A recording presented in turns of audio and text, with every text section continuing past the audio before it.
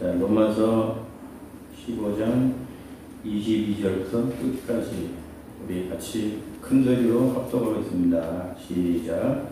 그러므로 또한 내가 너희에게 가려 하던 것이 여러 번 막혔더니 이제는 이 지방에 일할 곳이 없고 또 여러 해 전부터 언제든지 서바나로 갈 때에 너희에게 거기를 바라고 있었으니 이는 지나가는 길에 너희를 보고 먼저 너희와 사귐으로 얼마나 기쁨을 가진 후에 너희가 그리로 보내주기를 바랍니다. 그러나 이제는 내가 성도를 섬기는 일로 예루살렘에 가노니 이는 마게도냐와 아가야 사람들이 예루살렘 성도 중 가난한 자들을 위하여 기쁘게 얼마를 연구하였습니다. 저희가 기뻐서 하였거니와 또한 저희는 그들에게 빚진 자니 만일 이방인들이 그들의 영적인 것을 나눠 가졌으면 육적인 것으로 그들을 섬기는 것이 마땅하니라. 그러므로 내가 이 일을 마치고 이 열매를 그들에게 확증한 후에 너희에게 들렸다가 서바나로 가리라. 내가 너희에게 나아갈 때에 그리스도의 충만한 복을 가지고 갈 줄을 아노라. 형제들아, 내가 우리 주 예수 그리스도와 성령의 사랑으로 말미암아 너희를 권하노니 너희 기도에 나와 힘을 같이하여 나를 위하여 하나님께 기도로 나로 유대에서 순종하지 아니하는 자들로부터 건짐을 받게 하고 또 예루살렘에 대하여 내가 섬기는 일을 성도들이 받을만하게 하고 나로 하나님의 뜻을 따라 기쁨으로 너희에게 나아가 너희와 함께 편히 쉬게 하라. 평강의 하나님께서 너희 모든 사람과 함께 계실지어다. 아멘. 네, 지난번 고난주간, 부활주간 설교 때문에 로마서를 못하다가 오늘 다시 로마서 60강으로 돌아왔습니다.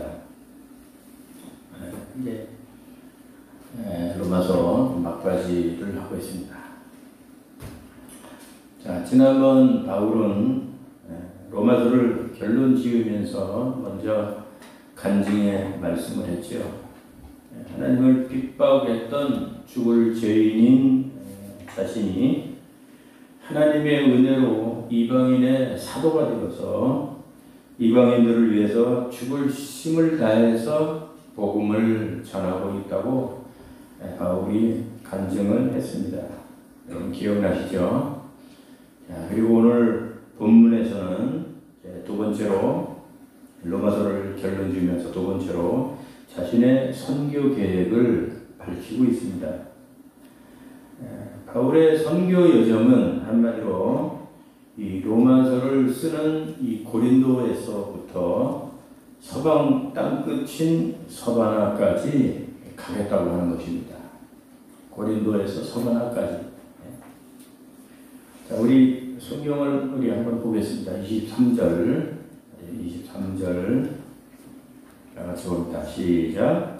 이제는 이 지방에 일할 것이 없고 또 여러 해 전부터 언제든지 서바나로 갈 때에 너희에게로 가기를 바라고 있었으니 28절 하나 보겠습니다. 28절 시작.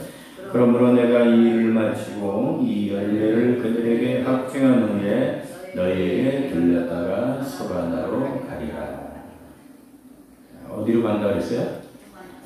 서바나로 간다고 했죠. 자, 그러면 여러분, 바울이 그렇게 가고 싶어 했던 이 서바나가 어떤 곳일까요? 서바나는 지금의 스페인과 포르투갈 지역입니다. 우리나라에서도 남해 끝에 가면 땅끝마을이라고 있죠. 그런 것처럼 서바나는 당시 사람들에게 땅끝이었습니다. 그래서 당시 서방의 끝은 서바나라고 했습니다. 그래서 서바나 다음에는 더 갈 곳이 없습니다. 그런데 바울은 이 서방의 끝인 이 서바나까지 가서 복음을 전하겠다라고 하는 것이 이 바울의 선교의 비전이요 꿈이었습니다. 이것은 사도행전 1장 8절의 말씀대로 예루살렘과 온 유대와 사마리아와 땅끝까지 이르러 복음이 점점 이렇게 확산되지 않습니까? 자, 이것을 실천한 사람이 바로 바울이죠. 유대와 예루살렘과 유대와 사마리아와 땅끝까지. 그래서 이 말씀을 순종해서 바울은 땅끝인 이 서바나까지 가겠다고 하는 것이 바울의 선교 계획이었던 것입니다. 하지만 여러분, 바울이 그렇게 가고 싶어 했던 이 서바나, 결국은 바울이 그 서바나까지 갈까요? 못 갈까요? 애석하게도 서바나를 바울이 가지 못합니다. 그 이유는 로마에서 아쉽게도 순교를 했기 때문에 그렇죠. 로마에서 순교했기 때문에 바울은 이제 서바나에서의 활동 기록이 성경에 나오지 않습니다. 그러나 오늘 본문에 보면 바울은 로마서를 기록하는 이 고린도에서 출발해가지고 예루살렘에 들렸다가 로마를 거쳐서 서바나까지 가겠다라고 하는 것이 바울의 선교 계획이었던 것입니다. 그러면 이 사실을 좀 더 오늘 본문을 구체적으로 우리가 한번 살펴보도록 하겠습니다. 첫 번째, 바울은 서바나로 가는 선교 계획 중에 첫 번째 코스가 서바나로 가는 첫 번째 코스가 예루살렘이라고 밝히고 있습니다. 25절을 우리가 같이 보겠습니다. 25절 시작. 그러나 이제는 내가 성도를 섬기는 일로 예루살렘에 가노니. 여러분, 서바나를 가는데 첫 번째 코스가 예루살렘을 먼저 간다 이거죠. 자, 예루살렘이 여러분 어디입니까? 그리고 이 예루살렘은 무엇을 의미하는 말씀일까요? 예루살렘은 유대인들이 살고 있는 이스라엘의 수도지요. 우리가 잘 알고 있는 대로. 그곳에는 뭐가 있어요? 예루살렘에는 예루살렘 교회가 있습니다. 예루살렘 교회는 당시 모든 초대교회의 모교회죠. 모교회. 왜 예루살렘 교회가 모교회일까요? 그 최초의 교회가 예루살렘 교회에서 시작이 됐고, 또 그 예루살렘 교회에서 많은 교회들이 생겨났고, 또 예루살렘 교회에서 선교사들과 주의 종들이 파송이 됐기 때문입니다. 그러므로 예루살렘 교회는 모교회죠. 당시 모든 교회에 영적 지원을 했던 그런 모교회가 바로 예루살렘 교회입니다. 그런데 바울이 그 예루살렘 교회를 방문하려고 하는 이유가 뭘까요? 서바나로 가는데 왜 예루살렘을 제일 먼저 가려고 했을까요? 우리 26절, 27절 보겠습니다. 시작. 마게도냐와 아가야 사람들이 예루살렘 성도 중 가난한 자들을 위하여 기쁘게 얼마를 연보하였습니다. 저희가 기뻐서 하였거니와 또한 저희를 그들에게 빚진 자, 만일 이방인들이 그들이 영적인 것을 나눠 가졌으면 육적인 것으로 그들을 섬기는 것이 마땅하니라. 예루살렘 교회는 모교회로서 많은 교회를 배출하고 많은 선교사들을 파송했습니다. 그래서 예루살렘 교회 때문에 교회가 많이 생겨나고 복음이 전 세계로 확산이 되지 않습니까? 예루살렘 교회가 한때는 하루에 3,000명씩 전도가 되고, 그리고 불같은 부흥으로 수만 명의 교회가 되는, 대교회가 되는 그러한 때도 있었습니다.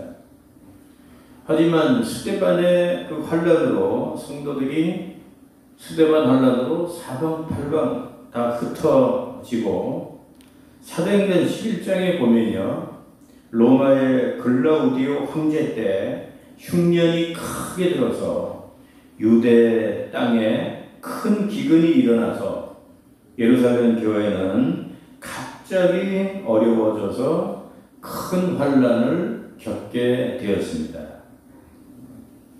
그래서 예루살렘 교회에 가난한 성도들, 갑자기 가난한 성도들이 많이 생겨나서 아주 경제적으로 타격을 받아서 어려움을 당하는 그런 실정이 됐습니다. 그렇게 한때는 대교회로 출발했던 모교회인 예루살렘 교회가 그 소식을 들은 마게도냐와 아가야 지방의 교회들이 모교회를 돕기 위해서 뭘 했는지 압니까? 네? 연보를 했습니다. 연보가 뭡니까? 헌금이죠. 헌금. 여러분이 얼마나 아름답고 감동적인 이야기입니까? 모교회가 어려움에 빠지니까 마게도냐와 아가야 지방의 교회들이 기쁨으로 헌금을 했습니다. 여러분, 우리도 선한 일에, 구제하는 일에 기쁨으로 우리가 헌금을 해야 되죠. 우리 교회도 옛날에 이 설교를 하면서 제가 생각이 나는 가정이 있었습니다. 옛날에 김홍래 전도사 사촌 언니인가? 우리 조원사님 문고사에 생각날 거예요. 옛날에 김홍래 전도사 사촌 언니인가? 이 동부천으로 이사 와가지고 우리 교회 나온 지 얼마 안 됐는데 그 아파트에서 가스 폭발이 일어난 거죠. 그러니까 유리창 다 깨지고 뭐 난리가 났죠. 그래도 다행히 인명 피해는 없었지만 이 동부천으로 이사 와서 우리 교회 나온 지 얼마 되지도 않았는데 그런 어려움을 당해가지고 그때 우리 교회도 우리 교회 지금도 큰 교회는 아닙니다만 그 어려움을 당한 김홍렬 전도사 사촌언니가 그 가정을 돕기 위해서 우리가 십시일반 헌금을 해서 우리가 그때 그 가정을 도운 적이 있죠. 또 생각나는 가정이 이정래 권사님 불이 났을 때 불이 나가지고 또 권사님이 어려움에 처했을 때 그때도 우리 성도들이 헌금을 했습니다. 그 가정을 돕기 위해서 헌금을 위해서 도와준 적이 있죠. 이정래 권사님 만나면 지금도 그때 얘기를 해요. 그때 불이 나가지고 다 죽게 됐는데 시민교회에서 도와줘가지고 지금도 잊지 않고 있다고. 그것처럼 여러분 오늘 본문에 마게도냐와 아가야 지방의 교회들도 모교회가 어려움에 처하자 즉각 기쁨으로 그 교회를 돕기 위해서 헌금을 했다는 것입니다. 그래서 바울이 그 모아진 연보 헌금을 예루살렘 교회에 전달해 줘야 했기 때문에 성도를 섬기는 일로 예루살렘에 가야 했다는 거죠. 자, 두 번째로 바울은 예루살렘을 거쳐서 어디로 가려고 했을까요? 예루살렘을 거쳐서 바로 이 로마 서신을 받고 있는 로마 교회를 가려고 했습니다. 자, 로마 방문은 바울이 그렇게 가고 싶어 했었던, 평생에 그렇게 가고 싶어 했었던 수건이었죠. 그래서 로마서 서신 초도 로마서 1장 15절에도 나타나 있는데요. 거기 보면 그러므로 나는 할 수 있는 대로 로마에 있는 너희에게도 복음 전하기를 원하노라 하면서 바울은 로마에 가기를 그렇게 소원을 했습니다. 자, 그러면 바울이 로마를 방문하고 싶어 했던 그 이유가 뭘까요? 오늘 본문에 보면 세 가지입니다. 첫 번째는 로마 교인들이 너무너무 보고 싶었기 때문에 24절을 보겠습니다. 24절 시작. 이는 지나가는 길에 너희를 보고 먼저 너희와 사귐으로 얼마간 기쁨을 가진 후에 너희가 그리로 보내주기를 바랍니다. 바울은 로마 교인들이 너무너무 보고 싶었어요. 왜 보고 싶었을까요? 로마 교회들이 왜 그렇게 보고 싶었을까요? 치열한 전쟁터 같은 목회 현장, 선교의 현장에서 바울은 영적으로 너무너무 외로웠기 때문입니다.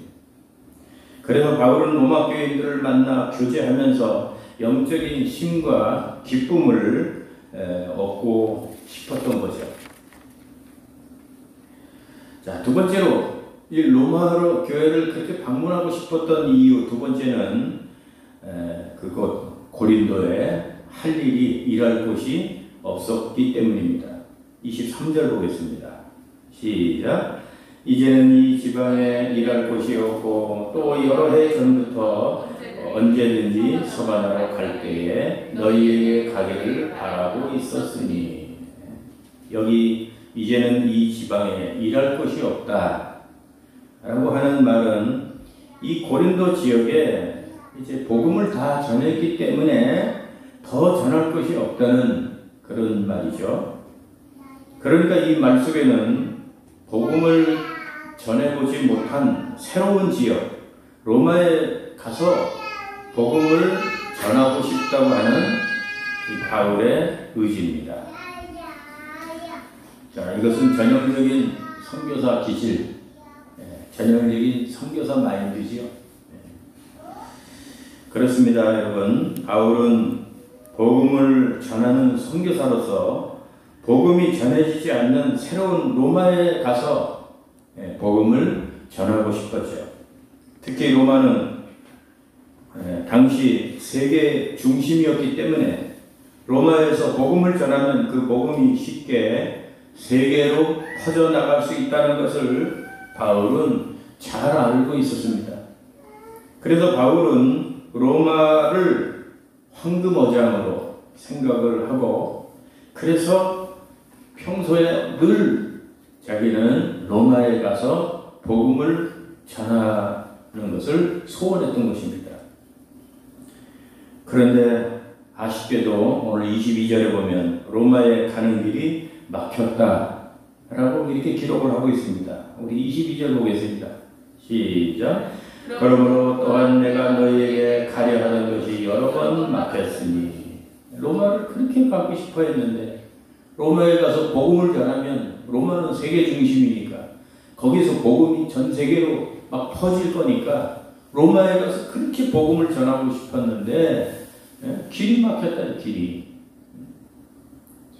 우리도 인생이 우리 마음대로 우리 뜻대로 안 될 때가 많이 있지 않습니까? 자, 그럼 막힌 이유가 여러분 궁금하지 않습니까? 왜 막혔을까? 막힌 이유가 뭐죠? 그렇게 된 이유는 이미 남이 세운 터에는 건축하지 않겠다고 하는 이 바울의 선교 원리, 다른 사람이 복음을 전한, 다른 사람이 세운 그 터에는 내가 건축하지 않겠다고 하는 바울의 선교 원리 때문이었습니다. 이미 로마에는 하나님을 믿는 신자들이 생겼고 또 교회가 세워져 있다는 것을 바울은 알고 있었습니다. 그리고 다른 지방에 우선적으로 급하게 복음을 전해야 하는 일들이 있었기 때문에 로마 방문이 자연스럽게 지연이 된 거죠. 그러나 이제는 로마에 갈 수 있는 길이 열려서 로마를 방문하겠다는 겁니다. 그 이유는 두 가지인데요. 이 지방에는 더 이상 이제 할 일이 없고, 자기는 땅끝 마을 서바나까지 가려고 하기 때문에, 그런 선교 계획이 잡혀 있기 때문에 그 서바나로 가려고 하면은 로마를 거쳐가야 되기 때문에, 그래서 로마에 갈 수 있는 길이 열렸다는 거죠. 자, 세 번째로 로마를 꼭 방문하고 싶어 했던 세 번째 이유는요, 로마 교회에 바라는 것이 있었기 때문입니다. 자, 로마 교회에 바울이 바라는 게 있었다. 뭘 바라는 게 있었다? 24절을 보겠습니다. 24절 시작. 이는 지나가는 길에 너희를 보고 먼저 너희와 사귐으로 얼마간 기쁨을 가진 후에 너희가 그리로 보내주기를 바랍니다. 끝에 보면 너희가 그리로 보내주기를 뭐 한다고요? 바람이라.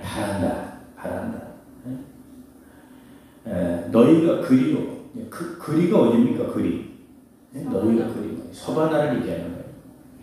내가 서바나를 가려고 하는 계획을 가지고 있는데, 내가 그리로 갈 때 너희들이 나를 그리로 보내주기를 내가 바라는 거다. 이 말은 바울이 이제 서바나로 선교 여행을 가려고 하는데 마지막으로 로마 교회에서 정식으로 선교사 파송을 의미하는 거예요. 선교사 파송을 내가 기대한다 이거예요. 또 이 말씀은 선교사 파송만이 아니고 물질적인 후원까지도 기대를 한다는 거예요. 왜 그래요? 선교는 혼자 할 수 있는 게 아니기 때문에. 그죠? 바울이 선교사지 뭐 돈이 많은 재벌은 아니잖아. 그러니까 이 선교사 파송과 물질 후원이 바울이 로마 교회에 바라는 것이었다 이거예요. 선교를 바울이 혼자 할 수 있는 것이 아니기 때문에 바울은 이 문제를 도움을 받고 싶어서 로마를 가고 싶어 했다는 것입니다. 자, 이런 선교 계획을 다 밝힌 바울은 마지막으로 이제 자기를 위해서 기도 부탁을 하죠. 그리고 로마 교인들을 축복하고 마칩니다. 자, 그럼 로마 교인들에게 기도 부탁, 어떤 기도 부탁을 했을까요? 30절에서 33절을 보겠습니다. 30절부터 32절까지 시작. 형제들아, 내가 우리 주 예수 그리스도와 성령의 사랑으로 말미암아 너희를 권하노니 너희 가운데 나와 힘을 같이하여 나를 위하여 하나님께 빌어 나로 유대에서 순종하지 아니하는 자들로부터 건짐을 받게 하고 또 예루살렘에 대하여 내가 섬기는 일을 성도들이 받을 만하고 나의 하나님의 뜻을 따라 기쁨으로 너희에게 나아가 너희와 함께 편히 쉬게 하라. 아멘. 바울은 로마 교인들에게 자기를 위하여 이렇게 기도해 달라고 부탁합니다. 보니까 네 가지인데요. 첫째는 동족 유대인들에게 복음을 전해서 자기 동족 유대인들을 내가 구원할 수 있게 해달라. 참 나라를 사랑하고 동족을 사랑하는 사람이죠. 이방인 사도로 부름받았지만 바울은 항상 자기 동족을 먼저 생각을 하는, 자기 동족의 구원을 위해서 기도해달라. 두 번째는 연보를 들고, 여러분 마게도니아 아가야 그 지방의 교회들이 그 헌금해준 연보를 들고 예루살렘에 올라가서 그 예루살렘 성도들을 섬기는 이 일을 할 때 저들에게 유익이 되게 해달라. 그렇게. 세 번째는요, 또 하나님의 뜻을 쫓아 로마에 지금 가는 일이 기쁨이 되게 해달라. 네 번째는 로마의 성도들과 함께 영적 안식이 이루어지도록 그렇게 기도 부탁을 한 것입니다. 이렇게 바울은 자기를 위한 기도를 부탁하고 로마 교인들을 축복하고 끝을 맺습니다. 자, 그러면 마지막으로 오늘 바울의 선교 계획을 통한 교훈이 뭘까요? 우리가 교훈을 잠깐 한번 생각해 보겠습니다. 세 가지로. 첫째는 저와 여러분들의 선교 계획은 무엇인가 라고 하는 것입니다. 바울은 자기 선교 계획이 분명하고 이렇게 뚜렷하지 않습니까? 그는 이제 남은 여생 고린도를 출발해서 구제헌금을 가지고 예루살렘에 가서 전달을 하고 그 예루살렘 성도들을 섬기고 또 로마를 거쳐 성도들과 교제를 잠시 나누다가 거기서 선교사 파송을 받아서 서바나에 가서 복음을 전하다가 마지막 생을 마치겠다라고 하는 바울의 선교 계획이었습니다. 이와 같이 저와 여러분들에게도 선교 계획이 있느냐 이거예요. 바울처럼 선교 계획. 이 세상을 살아가면서 정말 짐승처럼 내가 밥만 먹고 살다가 이렇게 인생 끝날 것인가? 그것이 아니라 정말 나도 이 바울처럼 주님을 위해서 앞으로 어떻게 살겠다고 하는 그런 선교 계획이 있느냐라고 하는 말입니다. 바울과 같이 크든 작든 선교 계획이 있어야 하는 것입니다. 하나님을 믿는 저와 여러분, 아무 생각 없이 짐승처럼 동물처럼 그렇게 먹고 살다가 죽는 것이 아니라 정말 뭔가 뜻깊게 보람 있게 가치 있게 그렇게 살려고 하면 그냥 아무 생각 없이 사는 것이 아니라 이 바울처럼 정말 하나님을 위해서 내가 무엇인가 좀 해보아야 하고 하나님 앞에 가려고 하는 그런 선교 계획이 우리에게 있어야 된단 말이에요. 여러분 그게 있습니까? 저도 남은 여생 어떻게 하면 효과적으로, 어떻게 하면 더욱더 하나님을 위해서, 어떻게 하면 더 복음을 위해서 이 남은 여생을 불태울까? 그런 생각을 많이 합니다. 바울은 특히 로마에 가기를 원했고 또 서바나에 꼭 가기를 원했죠. 저와 여러분들이 가야 할 로마가 있어야 됩니다. 저와 여러분들이 가야 할 서바나가 있어야 됩니다. 저와 여러분들이 가야 할 그 로마는 어디며 저와 여러분들이 가야 할 그 서바나는 어디입니까?